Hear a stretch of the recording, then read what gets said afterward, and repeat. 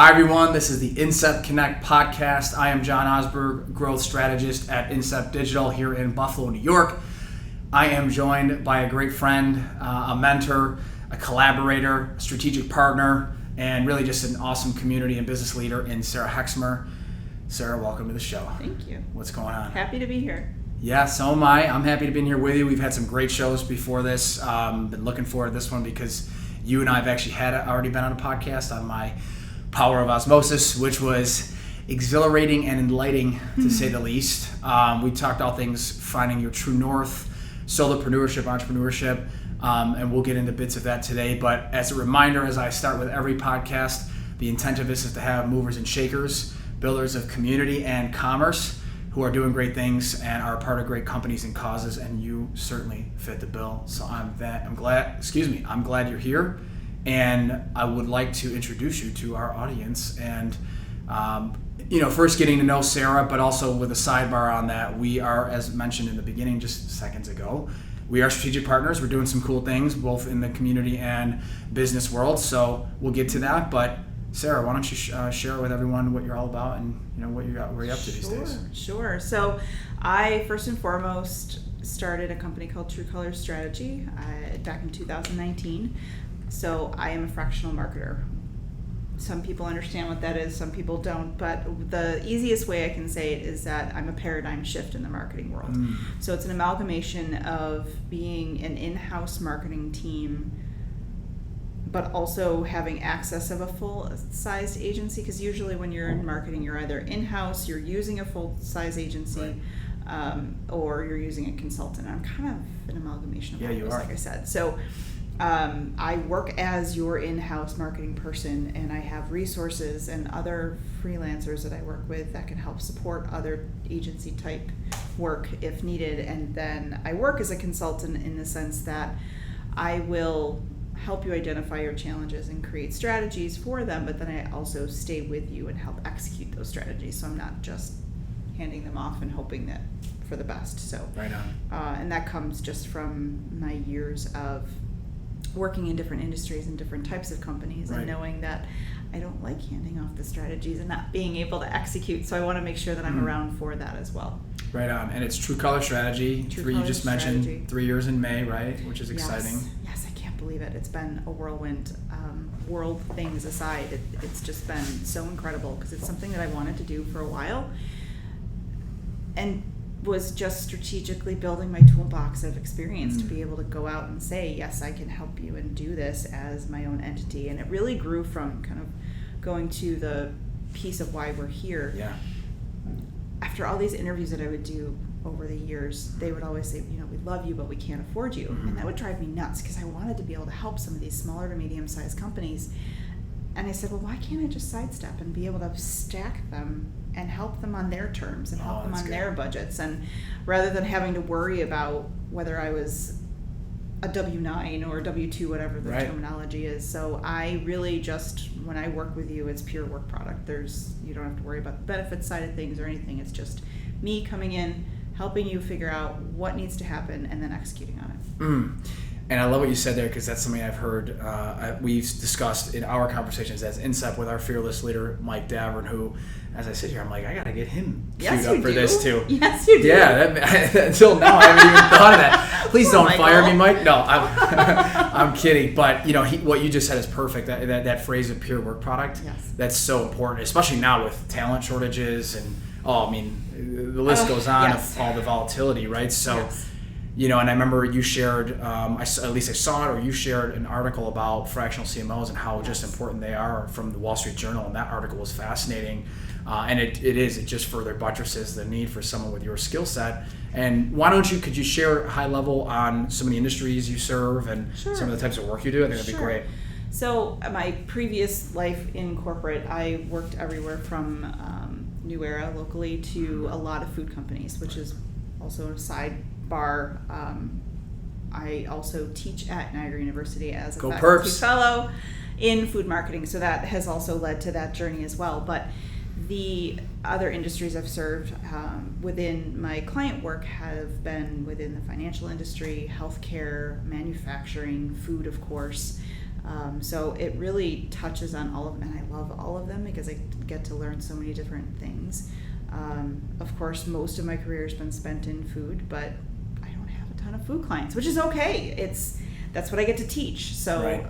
that's how I get to balance all of my passions. And who's to say that in the future that more of those clients will come? I know there's one in particular that we collaborate on, thanks to you, who's a great friend who will also be in the studio at some point or another in the near future. Maybe just a high level on that. Sure. So Mercedes, we actually grew up in Lockport together, and she was a year ahead of me in school, but we loosely knew of each other, and then we reconnected during Leadership Buffalo. 18 great team. Let's go. we just kept talking, and she's always involved in so many wonderful things. She's an amazing human being. She and is. Every time I hear something that she's doing, I'm like, oh, you just make my heart smile. It's awesome to watch her journey. And she has since started this amazing Relish company. And so having worked in food, I've been able to work with her and kind of watch her throughout all the things that she's going through and the steps that you have to go through when you're starting any company. It's hard, right? But the food industry itself is just it's huge. So I'm really proud of what she's been able to accomplish, and then being able to help from my own personal connections and being able to set her up with those so that they can help her with her company. And I mean, it's already in tops, and it's just, she's going to take over the world. I keep telling her she's going to take over the world, but she laughs at me. Her world, and we're just living in it, right? Exactly. And that's Mercedes Wilson, Sadie's Relish, also AM Buffalo, Channel 7. New co-host. Yeah, and she's been heavily involved there with, Recipes for Life, I think her segment was. It is still happening? Still happening, yes. So a big thanks to you, though, for bringing someone who, like you said, who is as special as she is and doing the work that she does in the community. She's a cancer survivor, mom of 4. She started for our daughters. I mean, she's incredible. And there's a reason, though. It's Water Seeks Water. Shout out to Holly Hubert, FBI retired special agent. She says that, and it's true with you and Mercedes, the way that you're collaborating now all these years later. And then to bring us into the fold, we're really grateful to have been able to help her with some things with her website and with, SMS texting and things like that we're working on right now. So we're grateful, and that's part of the conversation today. But as that fractional CMO, kind of segueing, you have a captive audience here. I say this on all the podcasts, right? Imagine you've got, entrepreneurs or business leaders or community or whoever it might be. If we could go a little deeper on what a fractional CMO does, that'd be awesome, because that article was so enlightening. Well, and that article, and then I had written a blog about it too, just because with everything going on in the world, you never know where things are going to go. And one of the first things that I had learned, and even this goes back to when I had pivoted into marketing, I was working at an advertising agency in the marketing department in London as part of an internship. Wow. While I was there, that's when I decided I'm not going to become a psychologist. I'm going to go into marketing. Woohoo! Hey-o. And it was wonderful. But I talked to the director of the department there, and I said, well, what advice do you have for me as I'm starting to make this pivot? And she said, learn the language of business, know numbers, because the first thing that they're going to do when money gets tight is cut marketing budgets. And you, as a CMO or whatever marketing leader you are, need to be able to talk to the CFO, the COO, and the CEO in their language. They're not going to understand marketing. So go get your degree in finance, understand numbers. Great advice. Which was wonderful advice, and honestly is one of the things that I credit and talk to my students all about too, is how it pivoted me and why I went and got my degree at Simon. I was a 3-2 student. And that great school was kind of what led me eventually into all of this. So the fractional CMO thing the language came from a mentor of mine that was also a Simon alum and a mentor and was a previous boss of mine too. And he said, well, I'm fractional finance, and people understand fractional CFOs very easily. People understand fractional HR very easily. We have a couple institutions around town where you can hire out the HR services, and they're wonderful, wonderful companies. So why not in marketing? Because as I was talking about what I wanted to do, and I said, I don't want to be the typical consultant. I love consultants, trust me. Sure. They are wonderful people, and that's where you can get a lot of insights and a lot of bang for your buck using them. But something I had learned when I worked at the agency later in my years was that while I loved the strategic development of things, I didn't like handing off the baby and not being able to be there to help with the inevitable pivots. You can build a plan. It's never going to be perfect. No. You're always going to have things that you are unforeseen and things that need to pivot. And rather than handing it off to someone who wasn't there from the inception, why not just execute it myself? Right on. As well as I have the ability, I've built out teams, I've had to reorganize teams and departments and things. So why not help and lend that expertise to building out entry-level positions, so creating more jobs or involving interns. And going back to the economy of today, it's easy to cut the marketing first, and yet it's probably the last thing that should get cut. I know I'm a little biased when I say that, but we both are. You inevitably you will turn off the lights to your company, and then how long does it take to get it back and going? So all I'm saying within the fractional marketing world is there are other more strategic ways and more efficient ways. I'm not saying spend all the marketing dollars that you would normally do, but there are more efficient and effective ways to be spending the marketing, and having someone who has been through all of those different pieces and parts that can lead strategically so that you can keep the lights on is a huge thing. So. It sure is. Yeah. And, just the value that you provide that we've seen in the relationships we're working on together. It's cool to see how you and Mike Davern, our CEO, are able to kind of collaborate and synergize. Oftentimes, I'm not even aware. I brought us all together. I think you maybe knew each other from years past or whatever. But it's cool to see, though, just the way that you look, the lens of which you look through these opportunities that we come together on. Sure. It really is. I mean, nowadays too, where you've got marketing teams that could be smaller than what they should be because we're having issues with talent shortages and hiring. We're seeing that a lot with our clients. Sure. Have you come in like that? And I wanted to call out too to the community piece specifically of, back to Mercedes for a second with what you've done to help her along her journey. And I'm sure she'd share the same thing when we have her in studio here too. But just like you said, making those connections. Mike Davern, I keep calling back to him, but he talks about with Incept, it's not just what we know, it's who we know.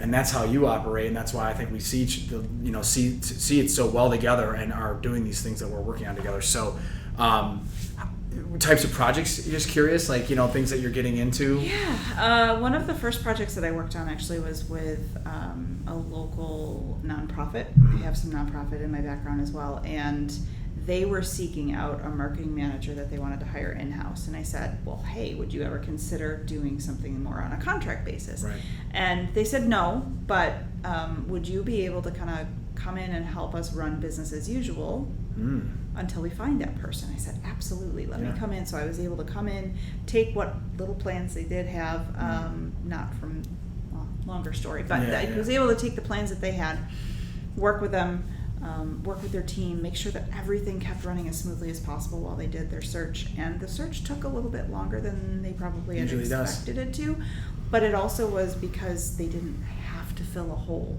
Right. So I was able to be in there as an interim piece, and I'm more than happy to help with that type of thing.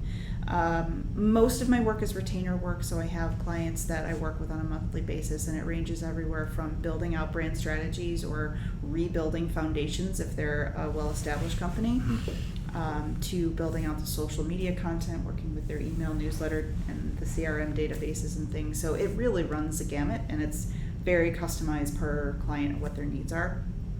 I've also run a couple projects where helping companies who, again, don't have someone in-house marketing get their trade shows ready and get prepped and make sure all the details are ready for that. So it's really a little bit of everything, which is wonderful, but allows flexibility to be able to do a lot of different things and work with a lot of cool people.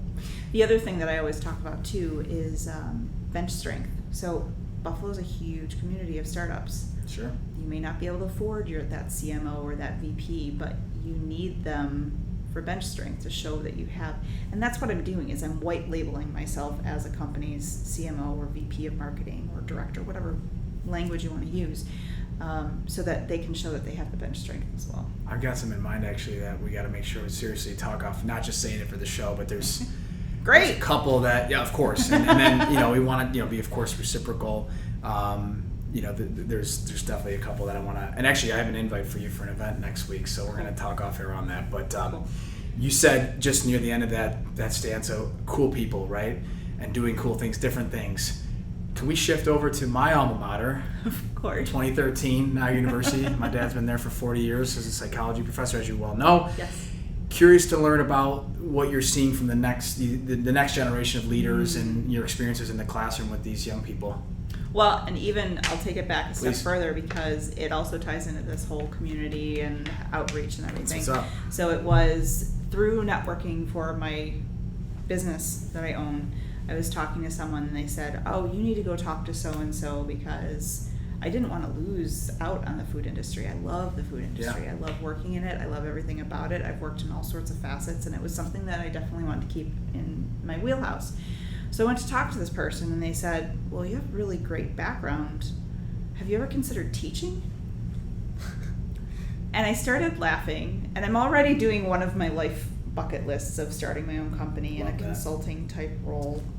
Again, shifting eventually over to the fractional language. But the other thing on my bucket list was to eventually become an adjunct and teach students, because when I was in grad school, all of my professors were wonderful, don't get me wrong, but there were 3 that stuck out, and they were all adjuncts, and they all opened my eyes to different facets of business that I never would have thought Practitioners, of. right? They're all practitioners. So it was something that I said to myself, if I ever get in a position where I'm lucky enough to be able to give back to the students the way that they had given back to me, I wanted to do it.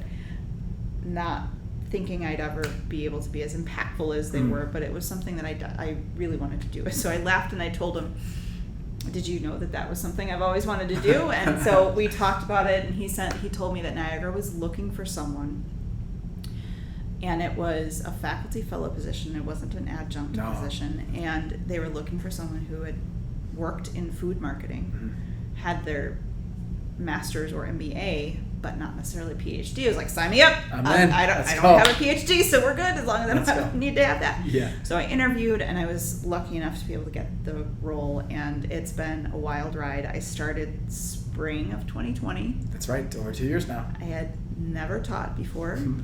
I made it to March for spring break, and then we never came back. Oh, that's right. That's right, because January 2020. Oh, so no. it was March. It was interesting to say the least, but building out a curriculum and working with the students. I also lead a competition team that they have there where we go and compete at an industry event that has a collegiate section to it, and we've actually placed second that year, which was wonderful. Amazing.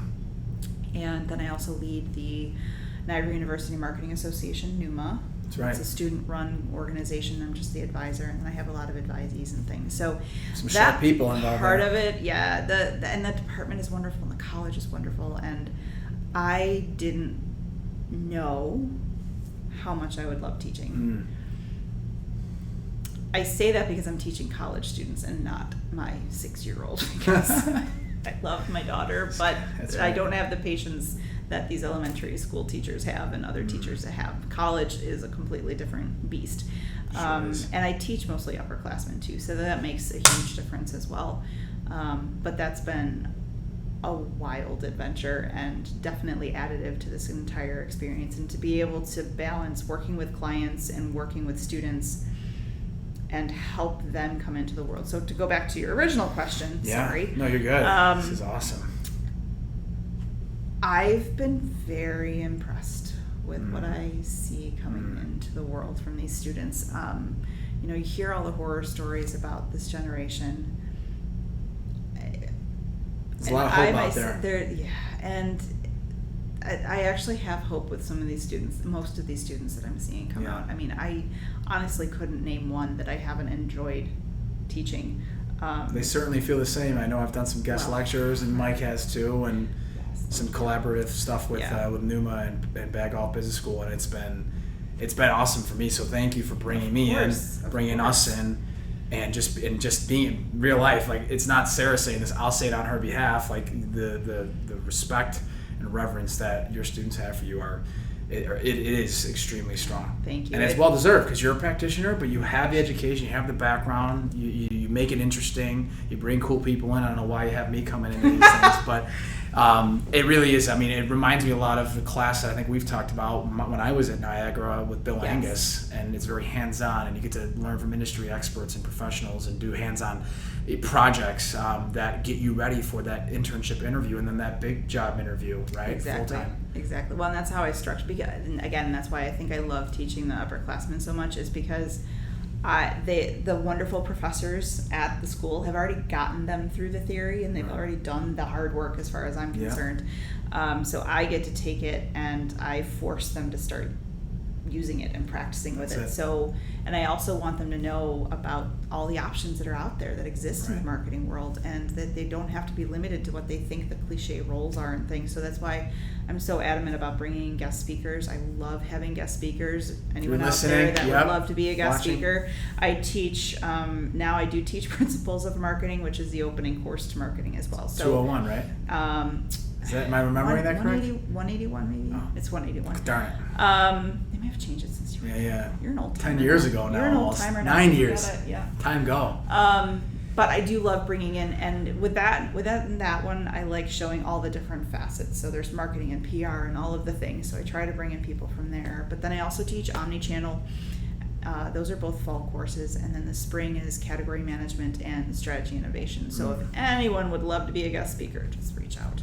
Good for you. I also work on live projects, so 40% of their grade is the final project. So I say that again out into the universe, that if you have a marketing challenge, I do try to make it focused on food. So, but if not, that's okay. Where the students are given a challenge statement from an actual client. Hopefully some data or something to support it, so that they can do some research, and then they come back and they give a presentation at the end of the semester. So cool. And hopefully it's helpful and additive to the client, but they get to work with real life people. So that's that career piece too, right? So many of the students that I know you work with, that I've stayed in touch with through the networking and the events and the speaking, have gotten roles or internships and or full-time roles because of these projects, from what I've seen. And you have strong relationships with some of these larger companies locally, Rochester, that are providing that connection, that conduit to great talent. And it's fun because then I get to recommend some of these students for these roles, or people are reaching out to me saying, hey, do you have anyone that would be a great addition to my team? And we, at the end of the semester, especially in the spring, will focus a lot. I do a 4-week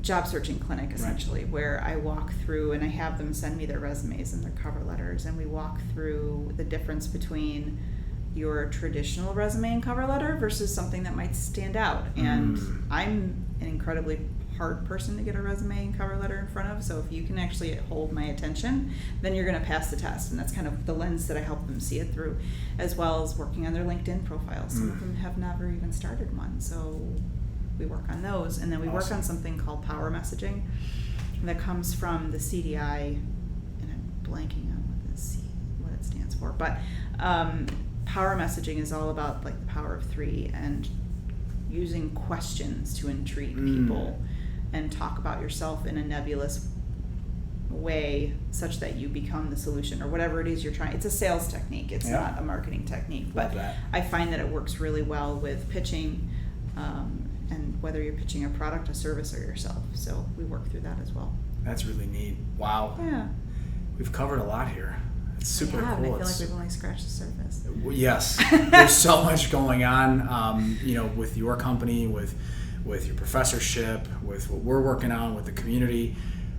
Maybe let's shift to, as we kind of, come to a close of this first iteration of our interview here, of our podcasting. I'm sure there'll be more to come. Maybe we do like a joint one with some of our shared clients in the future. That'd be kind of fun. Maybe get Mike in here too, so I don't get the axe. But what would you say to this captive audience? There's entrepreneurs, there's students, there's business owners, there's middle management watching this. Marketing, community, anything in mentoring. What would be something you'd share? One thing, just one thing, like the book says, Gary Keller, the one thing. What might be something you'd share with them? Everything comes full circle. Sure does. which is a big yet small statement, or small yet big. It's just especially now that I'm seeing everything come full circle with the students that I'm teaching, and then being out in the marketing world and helping a friend start her business in food, and then going to a food show and then seeing some of my students at the same food show. It gives me chills to think that I was a small part of that.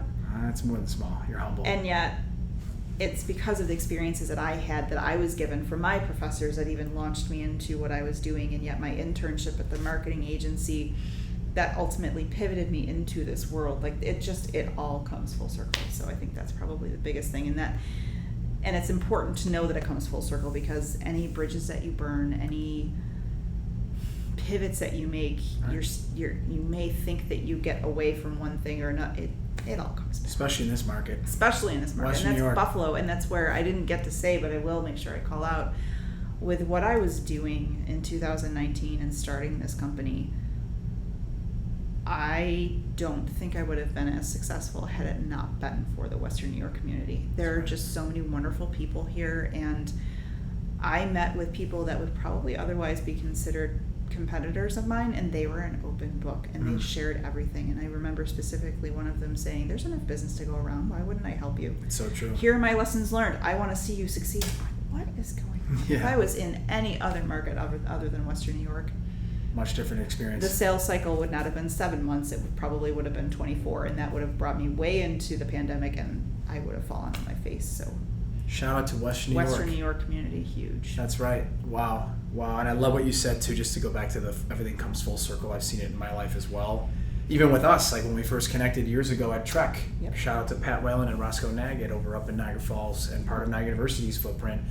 Was where we first connected, and oh, cool. I think at that point you were interacting with Niagara, but weren't yet in, because there was like end of 19. I think it was a fall. You were just starting, and we had a bunch of mutual friends, and to see now 3 years later. So deconstructing the statement, everything comes full circle, just from my vantage point, it's patience and awareness and patience, right?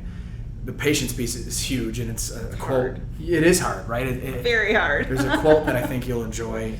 Naval Ravikant, he's a modern day philosopher, tech investor, really successful individual, and he says, "Impatient with actions and patient with results."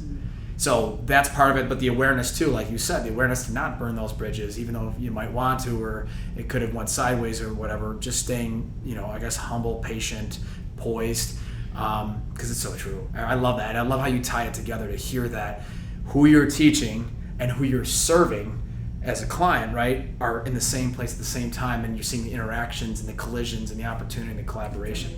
Goosebumps. Yeah. Wow. Where can we find you, Prof? I called you Prof. Okay. I should say I call Sarah Hex and Prof, because Professor Hex. Where can we find you?